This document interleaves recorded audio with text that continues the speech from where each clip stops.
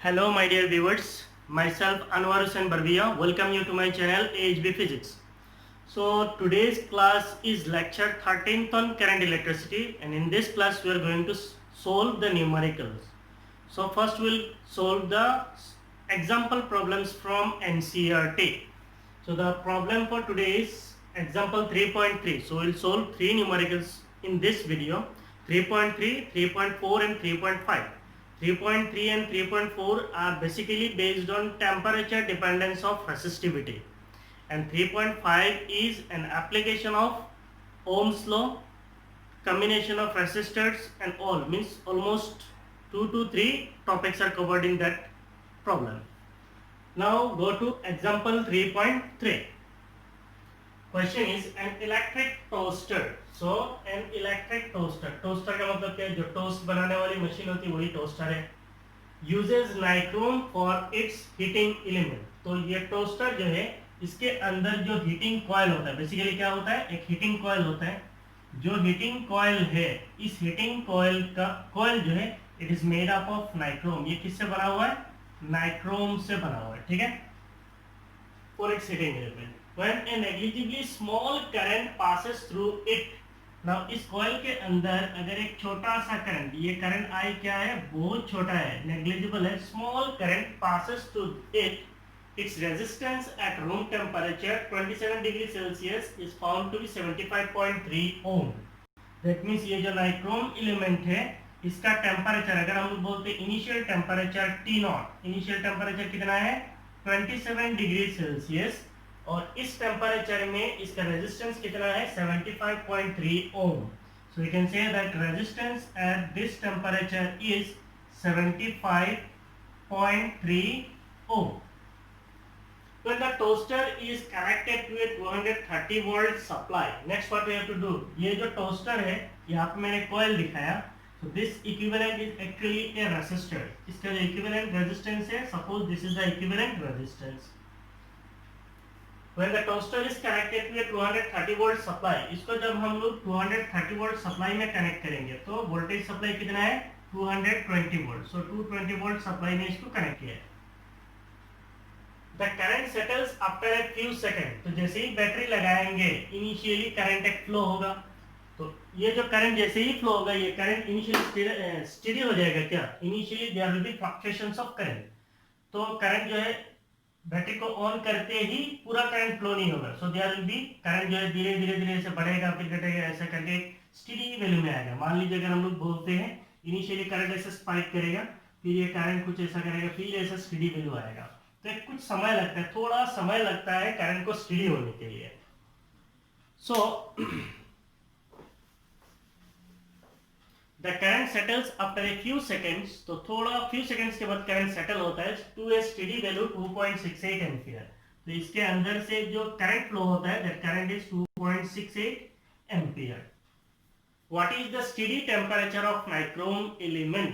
तो ये nichrome element जो है, इसका मान लीजिए रेजिस्टेंस जो है RT, ये हमें नहीं पता है. What is the steady temperature of this nichrome element? इसका steady temperature कितना होगा? steady temperature का मतलब क्या है, मैं आपको समझा रहा हूँ. इनिशियली मान लीजिए ये कॉइल है, इसके अंदर जब छोटा करंट फ्लो होगा तो यहाँ पे इलेक्ट्रॉन्स का कोलिशन ज्यादा नहीं होगा. तो इसका मतलब यहाँ पे हीटिंग इफेक्ट कम होगा, तो रेजिस्टेंस भी उतना फर्क नहीं पड़ेगा. तो this is the initial condition. जब हम लोग इस नाइक्रोम एलिमेंट को किसी एक 220 वोल्ट सप्लाई के साथ कनेक्ट करेंगे, देन इसके अंदर एक ह्यूज करंट फ्लो होगा, दैट इज 2.68 एम्पियर. इतना करंट की वजह से यहाँ पे क्या होगा? हीट पैदा होगा. जब हीट प्रोड्यूस होगा तो रेजिस्टेंस भी इंक्रीज होगा. ना ये हीट प्रोड्यूस होने के बाद इस कॉइल का टेम्परेचर कितना होगा वो हमें निकालना है. The temperature coefficient of resistance of nichrome averaged over the temperature range involved is this. तो इतना आपको कहानी नहीं चाहिए. Temperature coefficient of resistance is given. What is temperature coefficient of resistance? We denote by alpha. So what is it is? It is given as 1.7 into 10 power minus 4 per degree Celsius. Now see, मैंने यहाँ पे क्या किया? पहले इस question को सी, ये question मैंने ऑलरेडी किया हुआ है, तो मुझे ये क्वेश्चन का डाटास पता है, कैसे करना वो भी पता है. बेसिकली आपको क्या होता है, पहले जैसे ही आप एक न्यूमेरिकल क्वेश्चन मिलता है, इमीडिएटली उस क्वेश्चन को एक बार पढ़िए. बेसिकली क्या होता है, एक बार पढ़ने से पूरा समझ में नहीं आता है. सारे लोग इतना इंटेलिजेंट नहीं होते. तो एक बार अगर नहीं होता है 2 बार पढ़िए। पढ़ने के बाद आप ऐसा कोशिश करना कि इससे कुछ फिगर बनाए, इसका जो डाटा है उसको आप क्या करें, इवालुएट करें, मीन्स इसमें क्या क्या चीज दिया हुआ है। फिर आपको इससे एनालाइज करना है कि आपको क्या क्या चीज निकालना है। जैसे मैंने इसको एनालिसिस किया तो मुझे पता चला कि इस कॉइल का रेजिस्टेंस नहीं पता है, रेजिस्टेंस निकालना पड़ेगा। फिर क्वेश्चन में ही पूछा है कि टेम्परेचर कितना होगा, तो आपको एनालिसिस हो जाएगा कि यहाँ पे आपको क्या करना है, and finally you have to solve it. ठीक है, तो आपको क्वेश्चन मिल गया। ठीक है, now an electric toaster uses nichrome for its heating element. When a negligible small current passes through it, its resistance at room temperature is this. So what is the resistance at room temperature? आपको सबसे पहले काम क्या करना पड़ता है, given data लिखना है। So what is the resistance at room temperature? Resistance at room temperature. So resistance at room temperature we denote it as R naught. It is given as 75.3 ohm. उसके बाद आपके पास क्या दिया हुआ है, when the toaster is connected to 220 volt supply, so what is the supply voltage? Supply voltage, if we denote the supply voltage as V, it is given as 220 volt.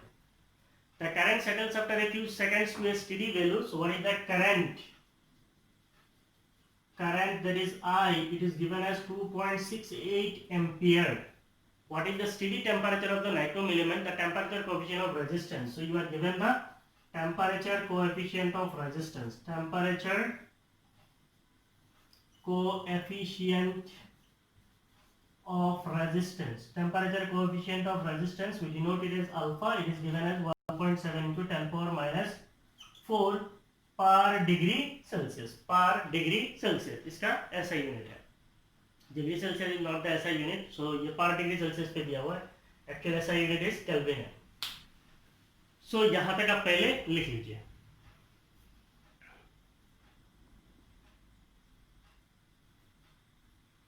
Now see,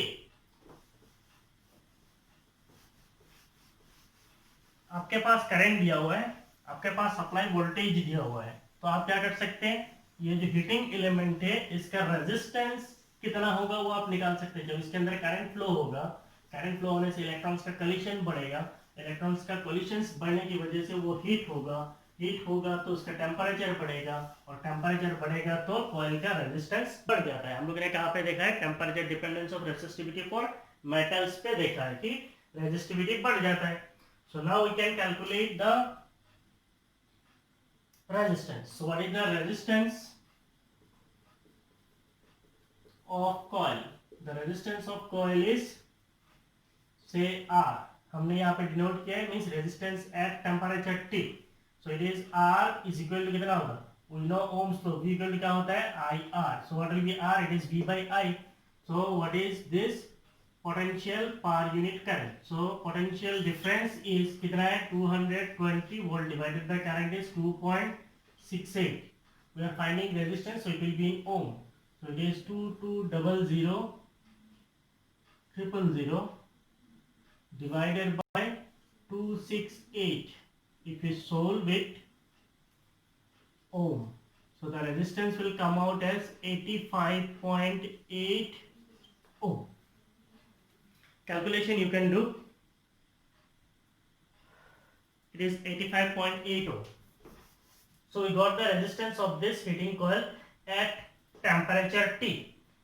Now we can use the relation. Using the relation, we know resistance at any temperature T is equal to initial resistance, that is R naught into 1 plus alpha T minus T naught. हम लोगों ने कहाँ पे पढ़ा है, हम लोगों ने पढ़ा है temperature dependence of resistivity for metals. वहाँ पे मैंने रेजिस्टेंस का भी रिलेशन दिया था, तो रेजिस्टिविटी को रेजिस्टेंस के जैसा भी लिख सकते हैं, R T equal to R naught into 1 plus alpha T minus T naught। इसको आप थोड़ा रिजोल्व कीजिए। RT will be equal to R naught plus alpha R naught into T minus T naught। हमें निकालना क्या है, हमें निकालना है ये T, तो ये टर्म को अगर हम लोग इधर लेके आ जाते हैं alpha R naught into T minus T naught, then it will be equal to RT minus R naught. So if you want to find out T minus T naught, then it will be equal to RT minus R naught divided by alpha R naught. So मैं इसको erase कर रहा हूँ. Data चाहिए ना, क्या रहेगा मेरे.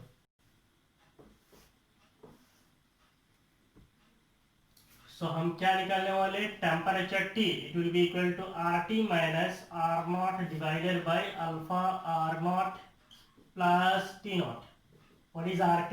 Resistance at the temperature. RT is 85.8. 85.8 minus R naught. What is R naught? It is 75.3. 75.3 divided by alpha. What is alpha? 1.7 into 10 power minus 4 into R naught. Again it is 75.3.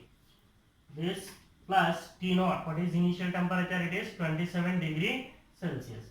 So finally the temperature will come in degree Celsius. ये जो temperature आएगा ये किस में आएगा, degree Celsius पे, क्योंकि आपका टेम्परेचर कोएफिशिएंट ऑफ रेजिस्टिविटी जो है वो डिग्री सेल्सियस पे ही दिया हुआ है. So what will be the temperature, temperature T will be equal to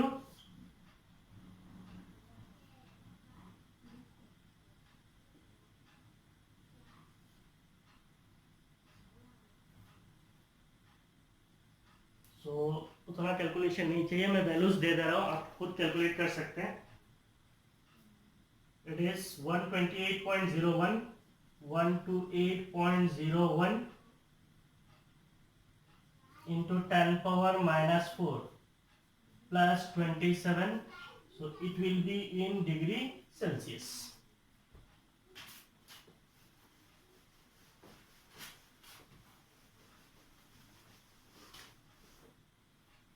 ठीक है, तो हम लोग अभी निकाल सकते हैं temperature T will be equal to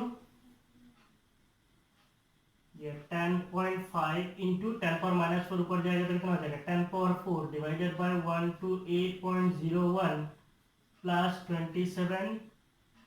27 it will be in degree Celsius.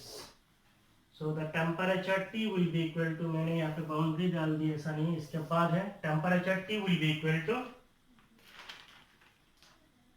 इसको अगर आप कैलकुलेट करेंगे then it comes as 0.08202 into 10 power 4 plus 27, this whole in degree Celsius. So it comes out as 10 power 4 है 1 2 3 4, so it is 820.2 plus 27 degree Celsius. So the temperature is 847.2 degree Celsius. So this is the temperature of heating element. Copy कर लीजिए. तो ये था आपका example 3.3.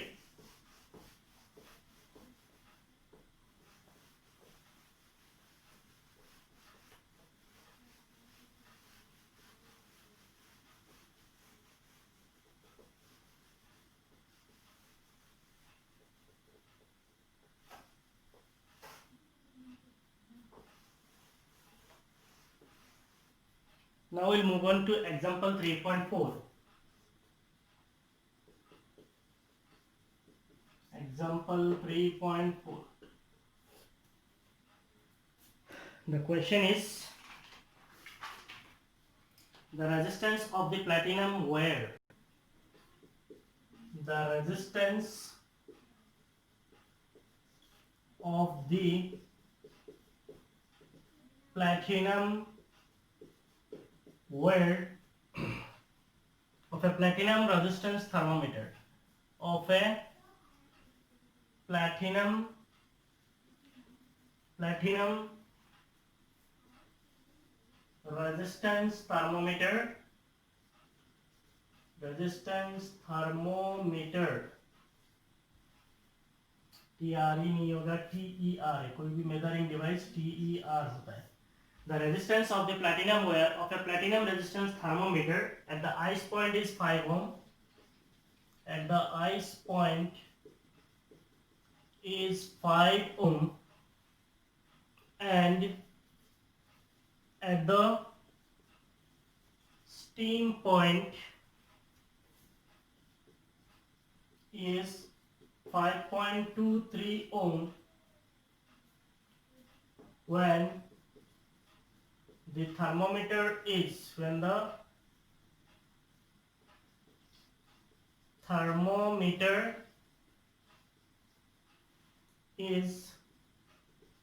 inserted into a hot bath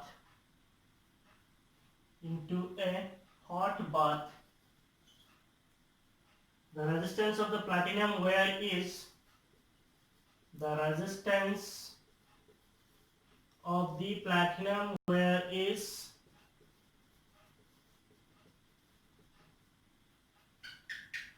5.795 ohm. Calculate the temperature of the bath. Calculate the temperature of the bath.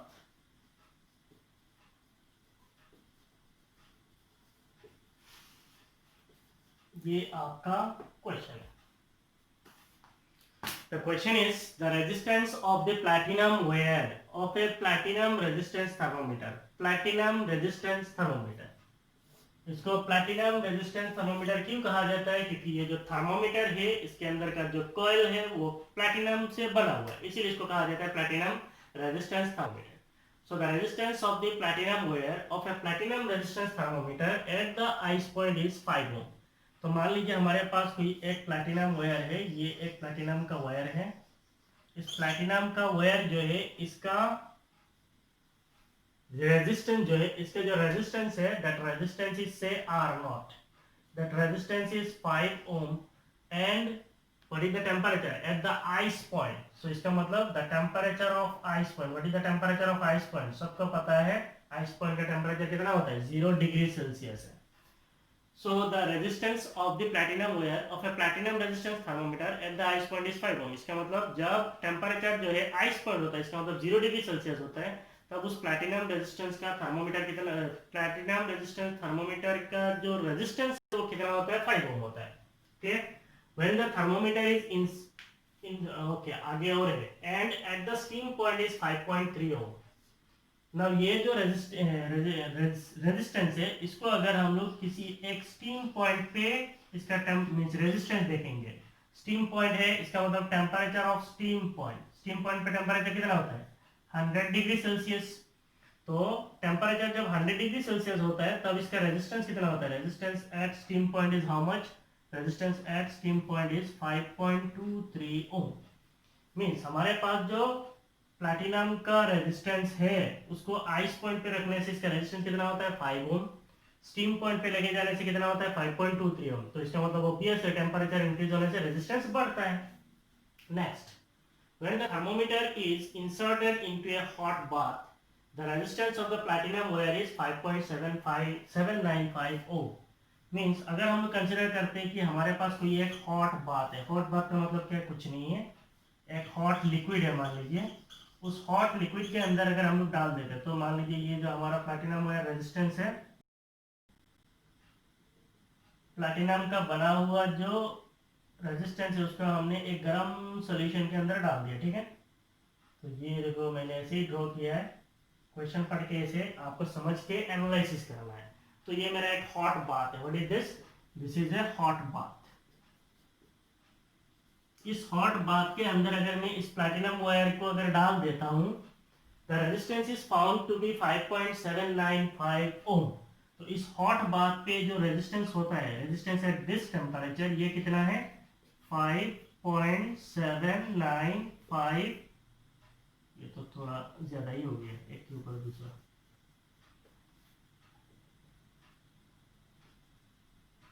इस hot bath पे रखने से रेजिस्टेंस एट दिस टेम्परेचर कितना होता है? 5.795 ओम होता है. Now question is calculate the temperature of bath. ये जो बाथ है इसका जो टेम्परेचर है मान लो T है. कितना है? Temperature is T. ये जो हॉट सॉल्यूशन है इसका टेम्परेचर कितना है वो हमें निकालना है. तो ये हमारा क्वेश्चन है. आई होप आपने क्वेश्चन को समझ लिया. तो सबसे पहला चीज होता है आपको गिवन डाटा लिखना है. आपके पास क्या चीज दिया हुआ है. सबसे पहले resistance at ice point is given, resistance at ice point, तो मैं इसका ऐसे सिंबल लिख रहा हूँ, resistance at ice point R ice, ये कितना दिया हुआ है 5 ओम है। ये जरूरी नहीं है आर आइस लिखना, आप R naught R one R two भी लिख सकते हैं, ये आपका मर्जी है। दूसरा है resistance at steam point, resistance at steam point, what is the resistance at steam point, say RST, resistance at steam point is given as 5.23 ohm. फिर आपके पास क्या दिया हुआ है, resistance at hot bath, resistance at hot bath, so resistance at hot bath तो मैं RT से डिनोट कर रहा हूँ, what is it, it is 5.795 ओम, 5.795 ओम, ठीक है। ये तीन चीज दिया हुआ, मुझे करना क्या है, टेम्परेचर ऑफ बाथ निकालना है, so you have to calculate temperature of bath, temperature of bath, that means T we are going to calculate, ठीक है। तो ये है आपका क्वेश्चन, पहले लिख लीजिए।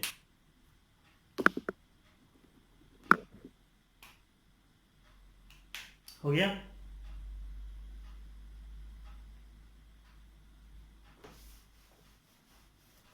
पहले आपने क्वेश्चन को पढ़ा, फिर क्वेश्चन से आपने कोशिश किया कि वहां पे क्या क्या चीज दिया हुआ है उसको आप एनालिसिस करें। आपने एनालाइज कर लिया, उसके बाद आपने एनालाइज किया कि आपको निकालना क्या है, तो हमें पता चल गया कि हमें निकालना क्या है, जो हॉट सॉल्यूशन है उस सॉल्यूशन का टेम्परेचर कितना है वो हमें निकालना है। तो अब हमें पता चल गया, उसको निकालने के लिए हमारे पास क्या चीज है, हमारे पास टेम्परेचर डिपेंडेंस ऑफ रेसिस्टिविटी या फिर रेजिस्टेंस है। What is it, it is resistance at any temperature is given as R naught into 1 plus alpha T minus T naught, है कि नहीं है। तो इस फॉर्मूला को हम लोग यूज कर सकते हैं। तो पहला मैं लिख रहा हूं for ice point to steam point, for ice point to steam point, पहले मैं आइस पॉइंट और स्टीम पॉइंट के बीच में रिलेशन लिख रहा हूं, तो कैसे लिख सकते हैं, for ice point to steam point we can write the relation as resistance of steam point, क्योंकि फाइनल टेम्परेचर क्या है, स्टीम पॉइंट का टेम्परेचर है, will be equal to resistance at ice point, ठीक है, that is R naught into 1 plus alpha, r naught into 1 plus alpha.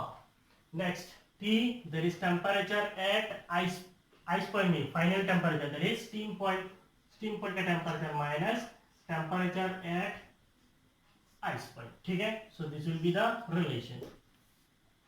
Now इसे हम लोग लिख सकते हैं, resistance at steam point will be equal to resistance at ice point into 1 plus alpha, temperature of steam point कितना है 100 है और टेम्परेचर ऑफ आइस पॉइंट कितना है 0 है, इसका मतलब ये कितना है अल्फा इंटू 100 है, दिस इज अल्फा इंटू 100।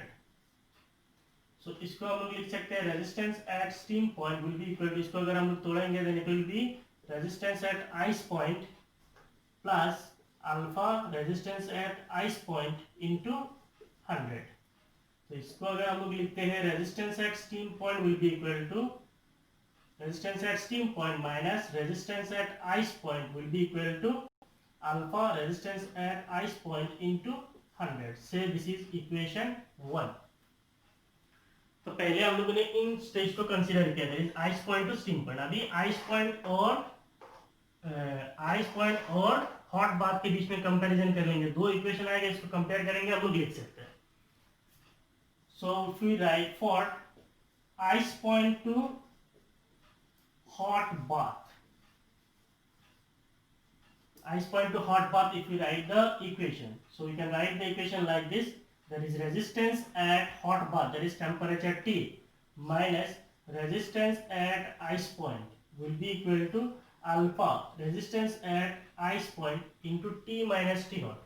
तो इसका टेम्परेचर कितना है, फाइनल टेम्परेचर इज T और इनिशियल टेम्परेचर कितना है, ये है, तो इसका मतलब alpha R ice into T minus 0। समझ में आ रहा है कि नहीं आ रहा है, मैंने इसको पूरा नहीं तोड़ा, एक तोड़ दिया उसके जैसे ही इसको लिख दिया, ठीक है। आर टी का मतलब क्या है, resistance at hot bath, minus R ice का मतलब resistance at ice temperature.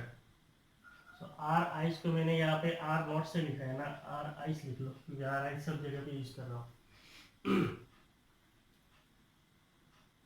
Minus R ice will be equal to alpha resistance at ice point, resistance at ice point, और इधर क्या है टी माइनस टी नॉट होता है, तो final temperature is T, initial temperature is zero, तो T minus zero. इसको हम लोग लिख सकते हैं resistance at temperature T minus resistance at ice point will be equal to alpha resistance at ice point into T. So this is equation 2. Now we can divide equation 1 by 2. Equation 1 को 2 से अगर divide करेंगे तो हमें क्या मिलेगा, resistance at steam point minus resistance at ice point divided by resistance of hot bath minus resistance of ice point will be equal to this alpha into resistance at ice point into 100 divided by alpha resistance at ice point into t। तो alpha resistance at ice point, alpha resistance ice point cancel हो जाएगा, तो आपका बाकी बच जाएगा, आपको निकालना क्या है, टी निकालना है। So how to calculate T, इस साइड पे निकाल रहा हूं।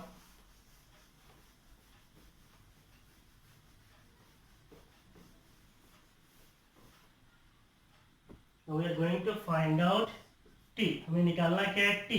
तो ये टी अगर इधर आ जाएगा तो ये क्या हो जाएगा, पलट जाएगा। So T will be equal to resistance at temperature T minus resistance at ice point divided by resistance of steam point minus resistance at ice point, this into 100। So resistance at temperature T कितना है 5.793 minus resistance at ice point 5, resistance at steam point 5.23, resistance at ice point 5 into 100। So आप temperature निकाल रहे हो, so it will be in degree Celsius। So it is 0.793 divided by 0.23 into 100, this will be in degree Celsius। So the temperature T will be equal to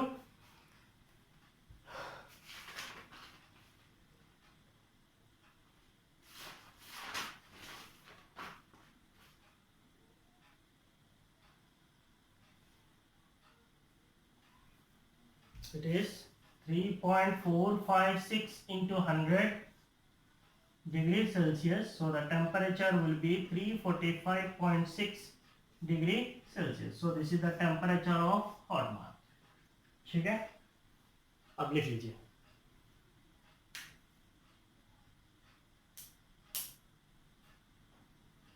हो गया।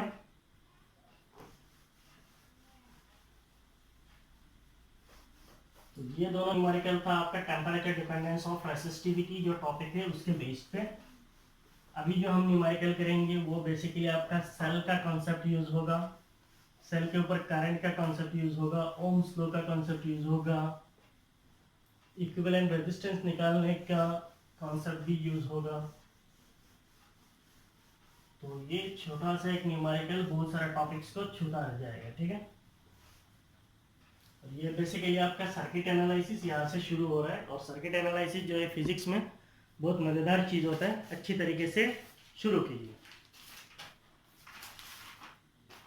So the question is, this is example 3.5, example 3.5, a network of resistors is connected, a network of resistors, a network of resistors is connected to a 16 volt battery, to a 16 volt battery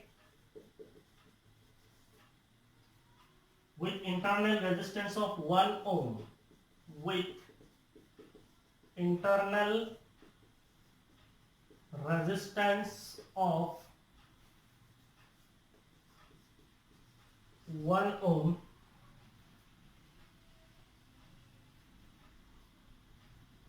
as shown in figure, as shown in figure, that means you will have figure.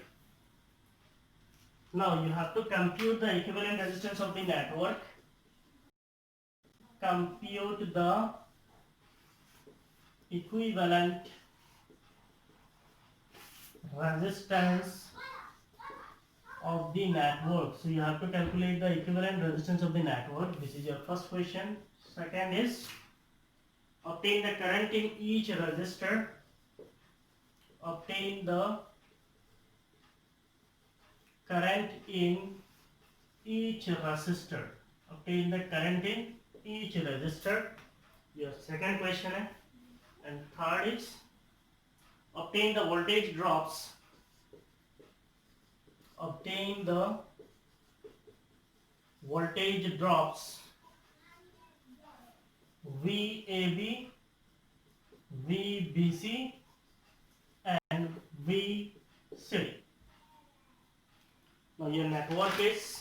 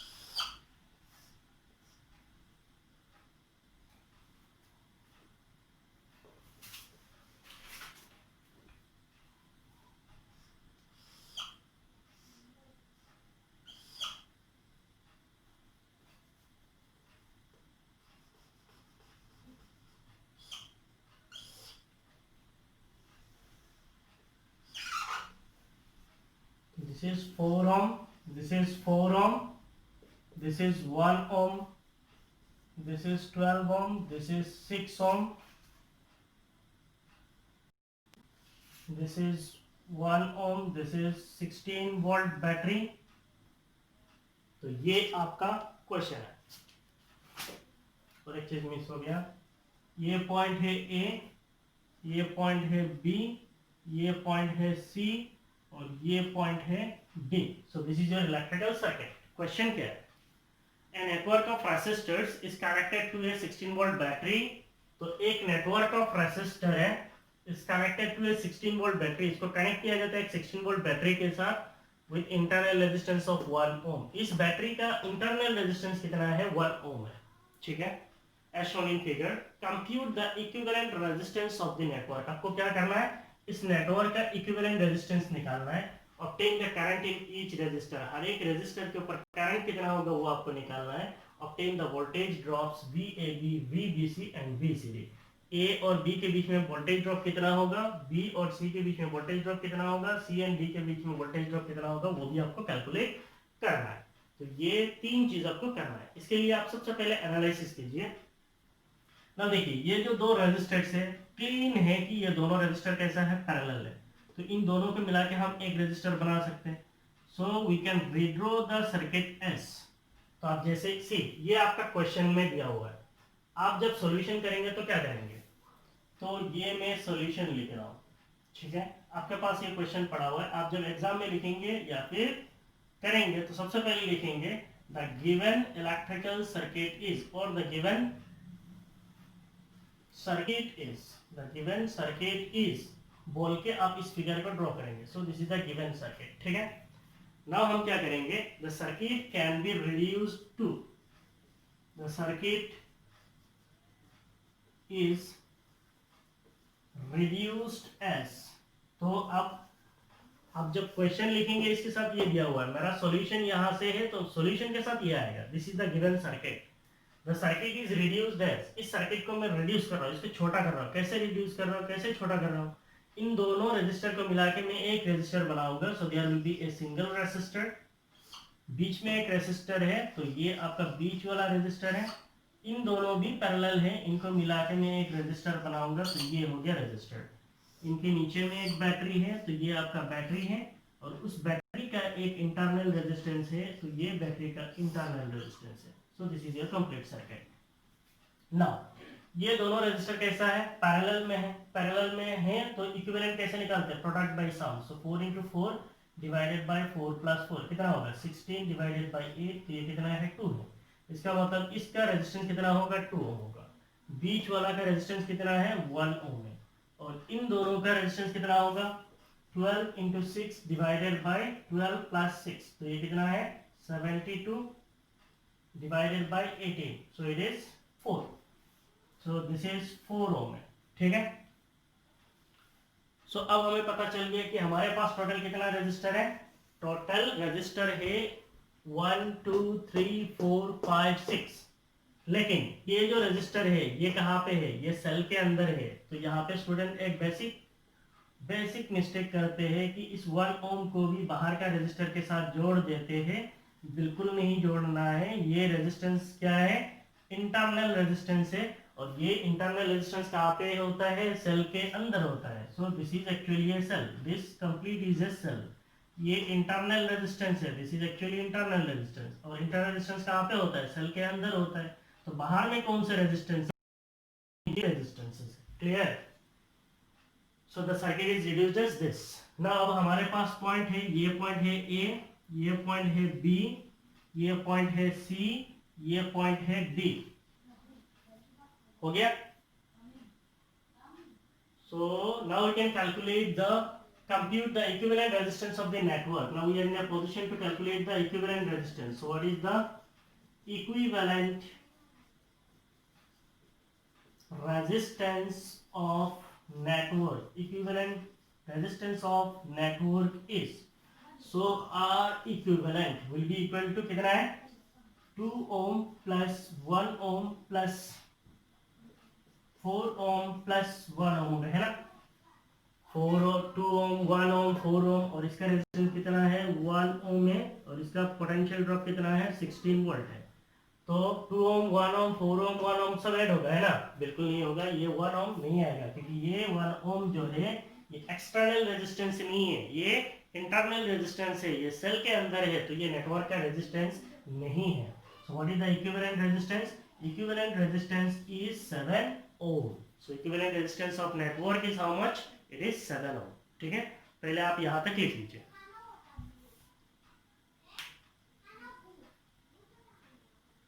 हो गया।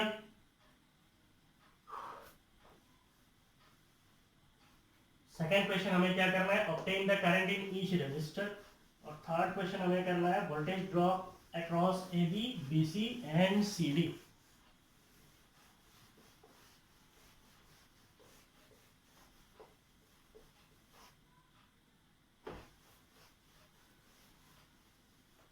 Now imagine कि आपका circuit है, आपको equivalent resistance मिल गया। आपको equivalent resistance पता है। Now you can calculate the current flowing through the circuit. So what will be the current flowing through the circuit? Suppose the current through the circuit is I. So what is the current in the circuit? Current in the circuit is I. I will be equal to, आपने formula पढ़ा था याद है, E divided by capital R plus small r. So current delivered by battery is EMF divided by external resistance plus internal resistance. So the current will be EMF of cell. What is the EMF of cell? EMF of cell is 16 volts. So 16 divided by external resistance. What is the external resistance? ये तीनों external resistance है. External resistance is 7. What is internal resistance? Internal resistance is 1. So ये current निकाल रहे ampere में आएगा. So 16 by 8, so it is 2 ampere. That is the current given by this circuit is how much? 2 ampere. हो गया? तब हमें पता चल गया कि ये सर्किट से करंट कितना निकल रहा है। अब अगर हमें करंट पता है और रेजिस्टेंसेस पता है, now we can calculate the potential drop across AB, BC and CD। तो ये AB है, इसके अक्रॉस में एक पोटेंशियल ड्रॉप होगा। Suppose this is the potential drop across AB। ये BC है, तो यहाँ पे एक पोटेंशियल ड्रॉप होगा। Suppose that potential drop is VBC। ये CD है, तो यहाँ पे एक पोटेंशियल ड्रॉप होगा। Suppose that potential drop is VCD यहाँ तक। ठीक है। So first we are calculating the third bit. What is the potential drop across points A and B is? Potential drop across points A and B is say VAB. What is V? V equal to IR. V is equal to IR. So current is I. पूरा circuit में I flow होगा, तो यहाँ पे भी current I जाएगा, इधर से कितना जाएगा I. So current into resistance, so it is 2 into resistance कितना है 2 है.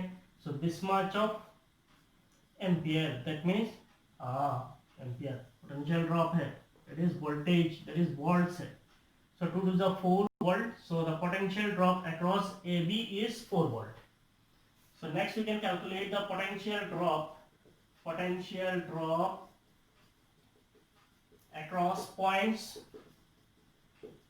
B and C is VBC. B और C के बीच में potential drop कितना होगा? So what is the current? Current is 2. What is the resistance? 1. So 2 into 1 volt, so it is 2 volt है. So what is the potential drop? Potential drop across points C and D is, that is VCD. It will be C और D के across. तो कितना होगा? Current is 2. Resistance कितना है 4. So 2 into 4 volt. So it is 8 volt. अब calculate कीजिए. VAB कितना है 4 volt. VBC कितना है 2 volt और ये कितना है 8 volt. So 8 plus 2 10 plus 4 14. तो बैटरी कितना दे रहा है 16 volt. बाकी 2 volt कहाँ जा रहा है? बाकी 2 वोल्ट जो है सेल के अंदर ही लॉस हो रहा है, that is through internal resistance. तो बाकी 2 वोल्ट किधर जा रहा है? इंटरनल रेजिस्टेंस के ऊपर जा रहा है. Now we got the potential across each point. हमारा सेकंड पॉइंट क्या था? We have to calculate the current through each resistor. Now ये हमारा बैटरी है, इसके अंदर जो करंट जा रहा है that current is I. Imagine कीजिए करंट आई जब यहाँ पे आएगा तो ये करंट दो पार्ट में डिवाइड हो जाएगा. मान लीजिए इधर से एक करंट जाता है I1, इधर एक करंट जाता है I2. नाउ इधर से ऐसे सोचिए, करंट इधर से आ रहा है I, इसको जाने के लिए दो रास्ता मिला, एक इधर दूसरा इधर. ये करंट इधर कितना होगा और इधर कितना होगा ये डिपेंड करेगा रेजिस्टेंस के ऊपर. किसके ऊपर डिपेंड करेगा? रेजिस्टेंस के ऊपर. मान लीजिए यहाँ पे 2 ओम है और यहाँ पे 4 ओम है. करंट किधर से ज्यादा जाएगा? करंट हमेशा उस रास्ते पे जाता है जिस रास्ते पे रेजिस्टेंस कम हो. ये रास्ते पे रेजिस्टेंस कम है, इसका मतलब मैक्सिमम करंट इधर जाएगा. मान लीजिए ये करंट जो है 4 एम्पियर है, तो 3 एम्पियर किधर चला जाएगा? इधर. और बाकी 1 एम्पियर किधर जाएगा? इधर जाएगा. तो current always flows to the path which has less resistance. ठीक है. नाउ आपका जो रेजिस्टेंस है, ये रेजिस्टेंस कितना है? इधर का रेजिस्टेंस 4 ओम है, इसका रेजिस्टेंस कितना है 4 ओम है. इसका मतलब दोनों रेजिस्टेंस सेम है. अब करंट को जाने के लिए सीधा रास्ता नहीं है, दोनों से गुजरना पड़ेगा और इक्वली गुजरेगा. जब रेजिस्टेंस इक्वल होता है करंट भी इक्वल होता है. तो इसका मतलब ये I1 I2 क्या होगा? इक्वल होगा. ना करंट इधर से I आया, इधर जाके I1 I2 में डिवाइड हुआ, फिर ये इधर आएगा, आके फिर इधर से करंट कौन सा जाएगा? जितना अंदर आया उतना ही जाएगा. तो यहाँ से कौन सा करंट गुजरेगा? फिर से आए. तो ये करंट जब यहाँ पे आएगा फिर इसको दो रास्ता मिलेगा, एक इधर मिलेगा दूसरा इधर मिलेगा. तो एक करंट ऊपर से फ्लो होगा, दूसरा करंट नीचे से फ्लो होगा. ऊपर का करंट का नाम दे दो I3, नीचे का करंट का नाम दे दो I4. ये I3 इधर आएगा, I4 इधर आएगा, दोनों मिलके फिर इधर से आएगा. I3 I4 मिलके फिर से क्या होगा? I होगा. ठीक है. तो ये मैंने करंट का नाम दे दिया with direction. Now you can find out the current through each resistor. Now see, ये ऐसे क्वेश्चन जो है इसको सोल्व करने के लिए आपको एनालिसिस की जरूरत पड़ता है. आप सर्किट को देखिए, पढ़े और एनालिसिस करिए कि इसको कैसे सोल्व करना है, अदरवाइज नहीं होगा. This circuit seems very easy, but to solve this it requires practice and practice. So we are going to find the current through each resistor. So what will be the current through 4 ohm resistors. Current through 4 ohm resistors is, so 4 ohm resistors के ऊपर current क्या है? I1 या फिर I2, दोनों same होगा क्योंकि दोनों रेजिस्टेंस इक्वल है. करंट I इक्वल क्या होता है? V by R. तो इनके ऊपर V क्या होगा? इनके ऊपर ये दोनों क्या है? पैरेलल है. इसका मतलब दोनों के ऊपर सेम पोटेंशियल लगेगा. What will B that potential? That potential is VAB. So the potential drop is VAB divided by the resistance. What is the resistance? The resistance is 4 ohm. So V by R. So potential drop कितना है? Potential drop is 4 divided by 4. So what is the current? Current is 1 ampere. इसका मतलब इसका मतलब 1 ampere. तो इसका मतलब इधर से कितना आ रहा है, इधर से आ रहा है 2 एम्पियर, ये 2 एम्पियर इधर आने के बाद 1 एम्पियर इधर जाएगा, 1 एम्पियर इधर जाएगा, 1 एम्पियर प्लस 1 एम्पियर, फिर इधर से कितना निकलेगा, फिर से 2 एम्पियर निकलेगा। ठीक है, next what is the current through 1 ohm resistor. Current through 1 ohm resistor is, ये जो 1 ओम रेजिस्टर है इसके ऊपर करंट कितना होगा, the current is I. What is this I? It is 2 ampere, क्योंकि इधर से I 2 एम्पियर जा रहा है, इधर 1 एम्पियर, इधर 1 एम्पियर, फिर मिलकर 2 एम्पियर इधर जा रहा है, इसमें मतलब इधर से करंट I ही जाएगा। Now what is the current through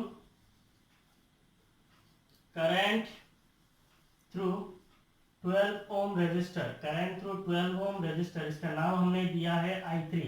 What will be I3? I3 will be equal to इधर का रेजिस्टेंस, इधर का resistance, what is the sorry, इधर का potential drop, what is the potential drop? It is VCD. So it is VCD divided by इधर का resistance, what is the resistance? It is 12. So इतना ampere होगा। So what will be current I3? Current I3 will be VCD. What is VCD? It is VCD. It is 8 volt divided by resistance is 12 ampere. So it is 2 by 3. So it is 2 by 3 ampere. Now we have to find out the current through 6 ohm. Current through 6 ohm resistor. Current through 6 ohm resistor. We mark it as I4. What will be I4? So इसका ऊपर potential drop, इसके ऊपर potential drop कितना लगेगा, VCD. VCD कितना है, 8 volt. So 8 volt divided by इसका resistance, resistance कितना है, 6 ओम में, so divided by 6 ampere. So the current I4 will be equal to 8 by 6. So it is 4 by 3 ampere. Now you add 2 by 3 plus 4 by 3 कितना है, 6 by 3. So it means 2 ampere. तो इधर से 2 ampere गया, 1 ampere plus 1 ampere इधर गया, फिर से 2 एम्पियर इधर डिवाइड हुआ, इधर गया 2 by 3, इधर गया 4 by 3, दोनों मिलके फिर से 2 एम्पियर होके इधर से निकल के आ जाएगा। So that means your circuit analysis is correct. So ये है सर्किट एनालिसिस का एक हिस्सा, आप पहले इसको लिख लीजिए। तो ये था हमारा example 3.3, 3.4 and 3.5। In coming class will meet with 3.6, 3.7 and 3.8। ठीक है, टिल देन ये न्यूमेरिकल्स को अच्छी तरीके से करिए, समझिए।